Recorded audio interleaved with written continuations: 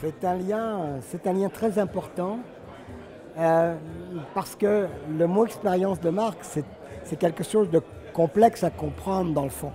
Alors que quand on dit d'harmoniser, quand on dit mettre un peu d'ordre là-dedans et puis faire en sorte que les choses se passent bien, c'est d'harmoniser le réel, c'est-à-dire ce qu'on vit, d'harmoniser le virtuel, c'est-à-dire tout ce qui se passe autour de la marque en termes de bruit sur les médias sociaux, etc. Mais aussi le perceptuel, c'est au bout de tout ça, comment la marque va-t-elle être perçue, quel résultat il va y avoir. Alors, c'est de mettre en organisation, faire une architecture dans ces trois notions-là.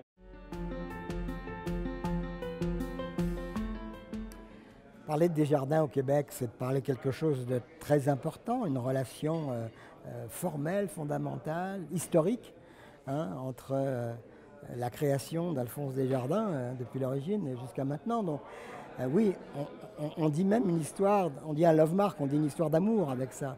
Donc évidemment, comme dans toutes les histoires d'amour, il y a des hauts et des bas, il y a des moments où ça va bien, des moments où ça va des fois moins bien, mais globalement, la marque Desjardins fait partie du patrimoine même des marques québécoises qui est immuable.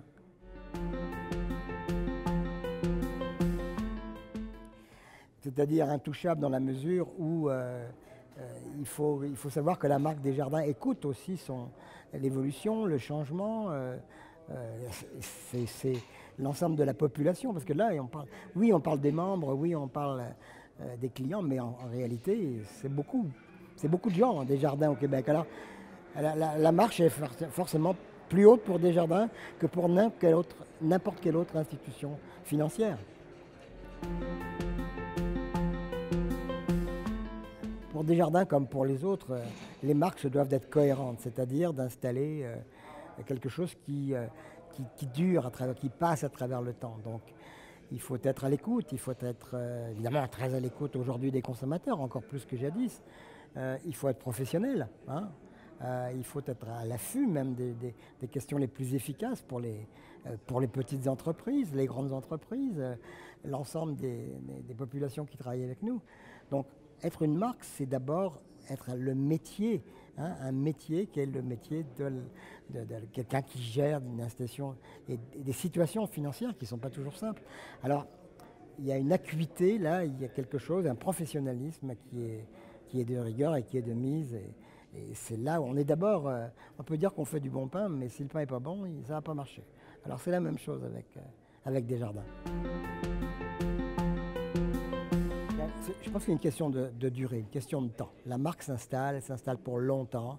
Et puis les gens perçoivent la marque, la connaissent, l'apprivoisent. La marque Desjardins est très familière ici au Québec avec les gens.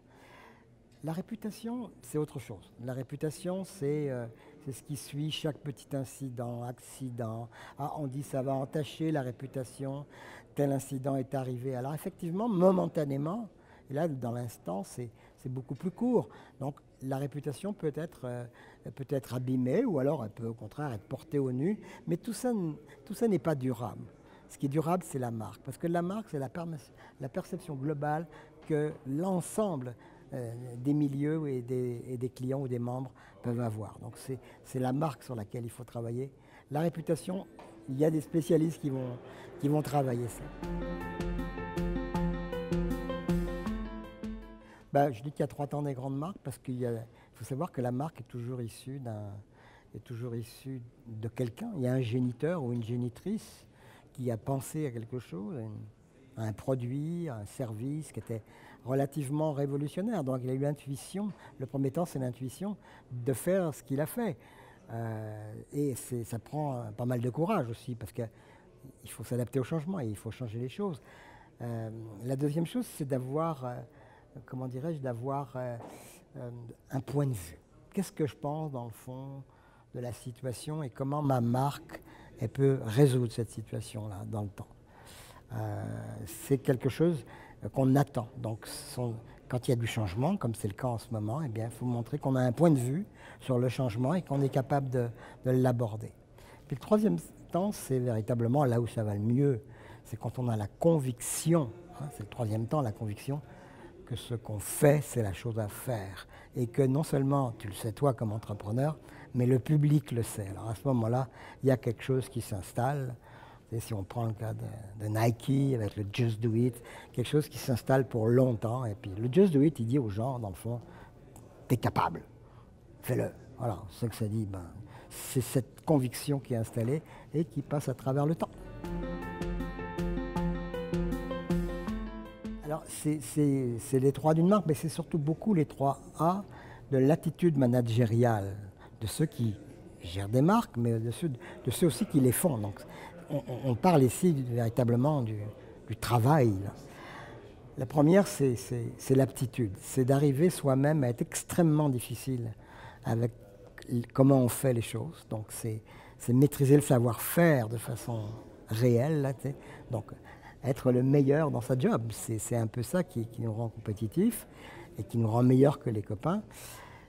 La deuxième chose, c'est l'attitude. Cette espèce d'attitude qui est de dire, quoi qu'il arrive, je passe au travers. Donc c'est très important. Et je prends toujours la petite métaphore de Picasso qui disait quand j'ai pas de rouge, je prends du bleu.